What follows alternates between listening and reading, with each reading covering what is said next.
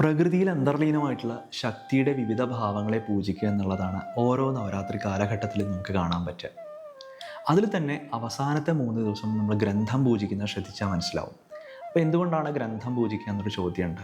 അതിൻ്റെ ഉത്തരം ഗ്രന്ഥത്തിനുള്ളിൽ തന്നെയാണ്. കാരണം ഒരു പ്രത്യേക രീതിയിൽ അക്ഷരങ്ങളെ വിന്യസിച്ചിട്ടുള്ളതാണ് ഓരോ ഗ്രന്ഥവും.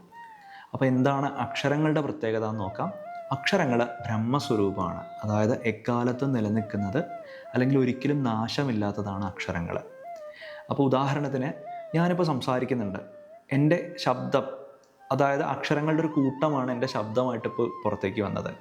ഇത് ഒരു തരംഗ സ്വരൂപത്തിൽ നമുക്ക് ചുറ്റുമുള്ള ഈ അന്തരീക്ഷത്തിലേക്ക് പടരുകയും അത് അവിടെ തന്നെ നിലനിൽക്കുകയും ചെയ്യുന്നുണ്ട്. എത്ര കാലം കഴിഞ്ഞാലും അത് തരംഗ സ്വഭാവത്തിൽ ഇവിടെ തന്നെ നിലനിൽക്കുന്നു എന്നുള്ളതാണ് ശാസ്ത്രം. അപ്പോൾ ഏതാണ് ഗ്രന്ഥം എന്നുള്ളതൊരു ചോദ്യമുണ്ട്. ഗ്രന്ഥം എന്ന് പറഞ്ഞാൽ അത് ദേവീ മഹാത്മ്യത്തിനെയാണ് ഗ്രന്ഥത്തിൽ ഉൾപ്പെടുത്തിയിട്ടുള്ളത്. മറ്റു പല ഗ്രന്ഥങ്ങളുണ്ടെങ്കിൽ പോലും ദേവിയുടെ എങ്ങനെയാണ് ദേവി ആവിർഭവിച്ചത് തുടങ്ങിയിട്ടുള്ള കഥകൾ മുതലുള്ള കാര്യങ്ങളാണ് ദേവീ മഹാത്മ്യത്തിൽ വിശദീകരിക്കുന്നത്. അതുകൊണ്ട് തന്നെ സാമാന്യമായിട്ട് ഗ്രന്ഥപൂജ എന്ന് പറഞ്ഞാൽ ദേവീ മഹാത്മ്യ ഗ്രന്ഥം എടുക്കാനാണ് പറയുക. ഇനി ഇതില്ലാത്തവർക്ക് വേണമെങ്കിൽ ലളിതാ സഹസ്രനാമോ അല്ലെങ്കിൽ മറ്റുള്ള ദേവിയുടെ ഏതെങ്കിലും ഗ്രന്ഥങ്ങളോ ഇതൊക്കെ വയ്ക്കാവുന്നതാണ്. കാരണം ഇതെല്ലാം അക്ഷരങ്ങളെ കൊണ്ട് നിർമ്മിക്കപ്പെട്ടിട്ടുള്ളതാണ്. അക്ഷരങ്ങൾ ഊർജ്ജസ്വരൂപങ്ങളാണ്, ഊർജം ശക്തിയാണ്. അതുകൊണ്ട് തന്നെ ഏത് ഗ്രന്ഥം എടുത്താലും അതെല്ലാം ശക്തി പ്രാധാന്യമുള്ളത് തന്നെ ആയതുകൊണ്ട് ഇതൊക്കെ നമുക്ക് പൂജിക്കാൻ അർഹതയുള്ളത് തന്നെയാണ്.